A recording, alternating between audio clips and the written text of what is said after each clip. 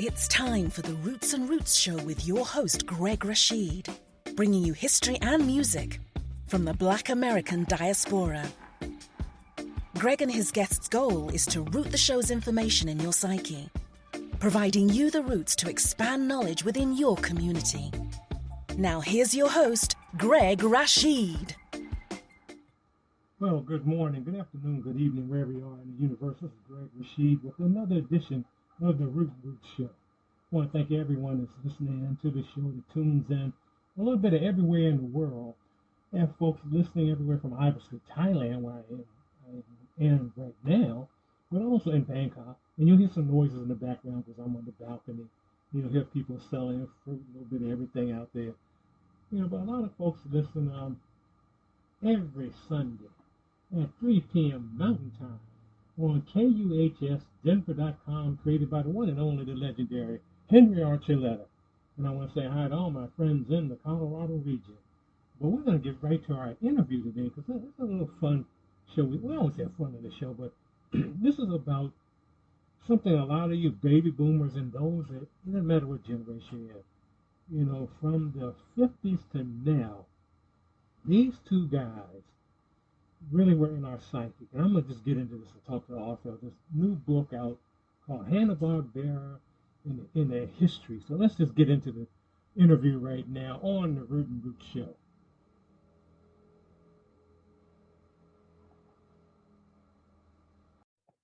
And again, this is Greg Rashid with the Root and Root Show. And I am so happy to have as my guest today someone who has a Colorado connection, by the way, but right now he's on the East Coast in New Jersey. And who I'm talking about is Dr. Jared Behere Brauish. He's right now he's the visiting assistant professor of communications at Thomas Jefferson University in Woodbury, New Jersey, which I think is next to Philadelphia, PA. But he's also still teaching at the University of Colorado, Boulder, CU, and just happy to have him on today talking about this great book he wrote. And are you there, Jared? Yes, I'm here. Yeah, the book I'm talking about that he wrote is something that I was really happy when McFarland Press, who published this book, sent it to me, because I had been hoping to see a book like this about this particular company for years. And there have been a number of books about this company, but they all are kind of, if I could say, fluff pieces. But this gets into like a critical analysis of the company. And I'm talking about Hanna-Barbera. The name of the book is Hanna-Barbera, A History. And it's on the McFarland Press. And anyone that's from a baby boomer on to, you name it, up to Generation X, you name it, you've had to see at some point in your life a Hanna-Barbera cartoon. And Jared, could you tell folks who may not know who Hanna-Barbera is? I doubt there's anyone out there, but it may be one person listening who doesn't know. So they are arguably the most prolific animation producers in American history, and everyone will probably kind of say, well, what about Disney? And the amount of content they produced for television and first film. I mean, their most or two of their most famous characters are Tom and Jerry when they worked at MGM, and then MGM pivoted away from animation and they went to television, and one of the first animators to go to television. And we don't have enough time to list all the characters they produced, but for the most popular, Yogi Bear, the Flintstones, Jetsons, and more recently into the 80s, Smurfs, Johnny Quest, although they originally produced Johnny Quest in the 60s. And so just a laundry list of characters, but anyone who's ever watched Saturday Morning or now on HBO Max would recognize their characters. And so one of the most influential animators in not only U.S. history, but global animation history. Definitely. And, I'm over here, as everyone knows, I'm over here in Bangkok, Thailand. And I see, they show the cartoons over here. I've yet to see Yogi Bear, Huckleberry Hound, but I have seen Flintstones over here. And it's so funny, Jared. They hear the attempt of someone, and they do a good job. They're talking in Thai, but whoever they got to do Fred's voice sounds like the guy who was Alan Reed way back when. doing Fred Flintstone, but he's doing it in Thai, and it's funny to hear that. It is. And I mean, that is, I mean, that voice, and it's interesting. A lot of their voices are based on celebrities, and that's Jackie Gleason from The Right. Honeymooners that Alan Reed's doing. And it is, when watching these international productions, the voice is significant, and it is interesting because you hear the tone, but as you said, it's in a different language. And so it's interesting to see the international voice artists still utilize those voices, and same thing with Yogi and some others. And so that I always enjoy watching some of them, even though I don't quite understand them, listening to some of those international productions. I they love them over here. They love it. But tell my listeners how you decided to do this particular book and your history as far as with these Hanna-Barbera cartoons in particular. So going way back, in kind of my early research career, I was always interested in animation and the impact it had on not only children, but our understanding of the world, the economic impact, the political impact. One example is how much our intellectual property laws are constructed around animation, particularly Mickey Mouse.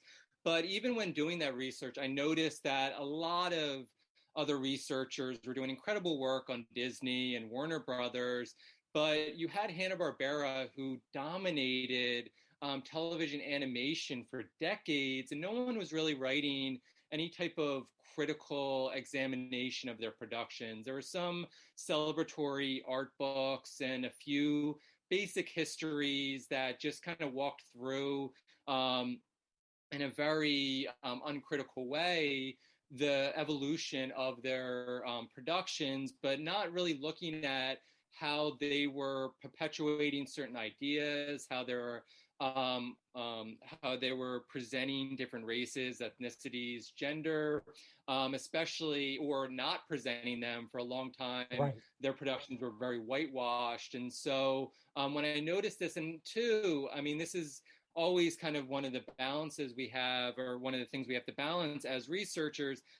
I'm a fan of their cartoons, the slapstick, the storylines and things like that are still very influential in animation today. And so for not have a critical examination, I think was a big thing missing in our understanding of animation and media and culture in general. And so I wanted to tackle that as my main research project when I was a PhD student, and that continued on after I received my doctorate to finalize this book that came out late last year.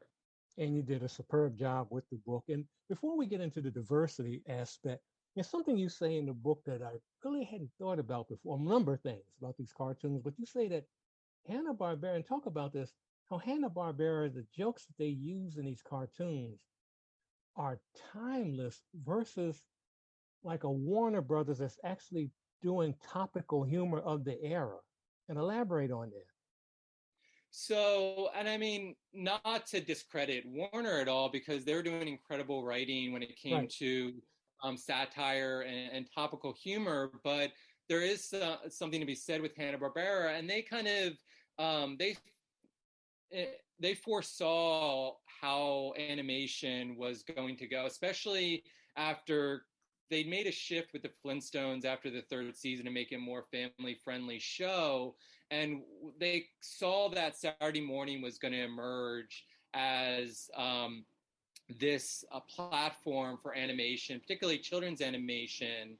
And so when they did that, they really understood that a lot of these cartoons were going to be replayed over and over in syndication, and that was really their big thing, is either making deals with networks or utilizing syndication. And they didn't want their humor to expire, and so they wanted to make sure it was this time. And what is timeless is someone slipping on a banana peel or getting hit on the head, or all this kind of, as you said, slapstick humor. And so that they knew that that was where they're going to kind of especially when Warner Brothers cartoons started to make their way to TV. They saw that as their place in the market and the way to maintain their presence on Saturday morning, especially with the short production runs of a lot of their series they produced over time.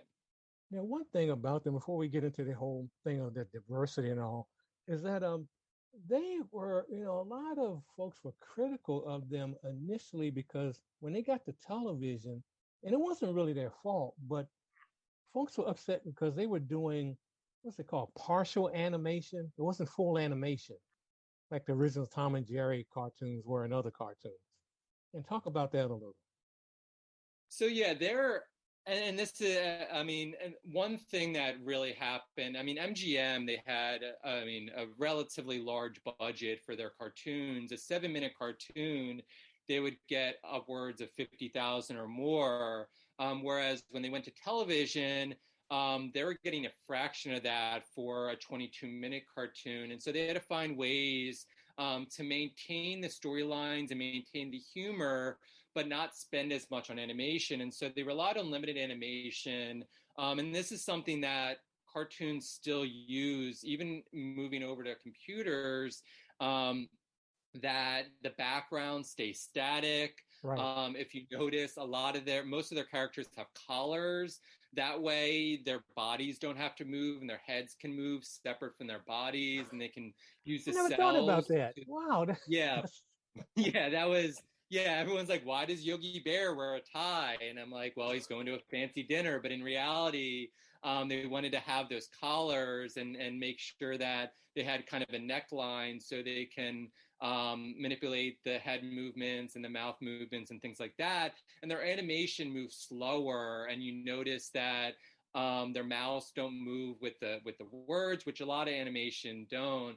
But they're critical. There are a lot of animation critics were saying that, well, this is not the artistic work in comparison to Disney or even Warner, and they came back and said that's not our goal, and we don't have the money to do that. We want to present something entertaining to audiences, and so they ended up a lot of other. I mean, Warner actually, when they're doing Wile E. Coyote, you notice that they started using the same tactics to save money, and so that limited animation helped them produce these series without spending as much money on dynamic backgrounds and dynamic movements and things like that. But at the time, it was criticized, but now it's revolutionary to allow for more animation for less money. And it's interesting that the only time, as I was doing research as I was reading your book and doing research for this show, when they would do full animation in the 60s, 70s, and 80s of Hanna-Barbera, I noticed that only on their commercials, when they were advertising something, like Kellogg's Frosted Flakes, something like that, there was full animation. The backgrounds were active, the characters were active. And I guess the advertisers, Kellogg's, whoever was doing it, they were advertising with had the budget to do that for the 2 minutes or so of a commercial. Exactly. And I mean, that's, and when working with those companies, and you also noted, I mean, Hanna-Barbera, like, the way they got into television was producing the title theme for I Love Lucy, and they produced the starting theme for Bewitched and things like that. So when they're producing shorter bits, including for advertisements, usually those companies would give them a little more money to make the animation more dynamic. And so, yeah, they wanted that movement. And even in some of their films, their most, I guess, famous film they produced outside of their main characters was Charlotte's Web. And when they really had the budget and ability, they're incredible animators. Even looking back at the MGM Tom and Jerry movies, it wasn't that they didn't know how to do that incredible animation. It was just a financial decision because ABC was not going to provide nearly as much money to produce the Flintstones in a 22-minute episode of the Flintstones as Kellogg's or even any of the studios they worked with, or even themselves when they were producing the films were willing to spend on some of these kind of what I call one-off productions versus